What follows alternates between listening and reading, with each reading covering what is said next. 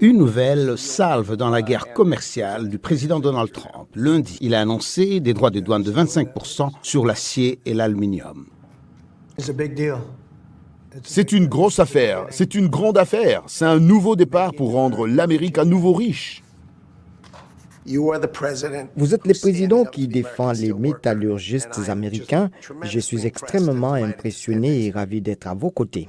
Le conseiller commercial de Trump affirme que cette mesure aidera les producteurs nationaux et soutiendra l'économie et la sécurité nationale du pays. Les principaux fournisseurs étrangers d'acier, le Canada, le Brésil, le Mexique et la Corée du Sud, seront probablement les plus durement touchés. Plus tôt dans la journée de lundi, les droits de douane supplémentaires de 10 à 15% imposés par Pékin sur les produits américains sont entrés en vigueur en guise de contre-mesure à la hausse de 10% imposée par Trump sur les produits chinois au début du mois.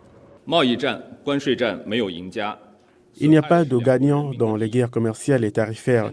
Ce qu'il faut maintenant, ce n'est pas une augmentation unilatérale des droits de douane, mais un dialogue et une consultation sur un pied d'égalité fondé sur le respect mutuel. Nous demandons instamment aux États-Unis de corriger leurs mauvaises pratiques et de cesser de politiser et d'instrumentaliser les questions économiques et commerciales. Mais Trump affirme que non seulement ses rivaux, mais aussi ses alliés ont profité des avantages offerts par les États-Unis. Nous étions battus à la fois par nos amis et par nos ennemis. Notre pays a besoin que l'acier et l'aluminium soient fabriqués en Amérique et non à l'étranger. Nous devons créer pour protéger l'avenir de notre pays une résurgence de l'industrie manufacturière et de la production américaine comme on n'en a pas vu depuis de nombreuses décennies. De nombreux économistes estiment que les droits de douane augmentent les prix à la consommation. Les spécialistes de chaînes d'approvisionnement et de la logistique affirment que la décision de Trump soulève également d'importantes questions de politique mondiale. On ne sait pas s'il s'agit d'une stratégie de négociation, si elle sera permanente. Est-ce que cela se limite au Canada, au Mexique et à la Chine, comme c'est le cas actuellement ?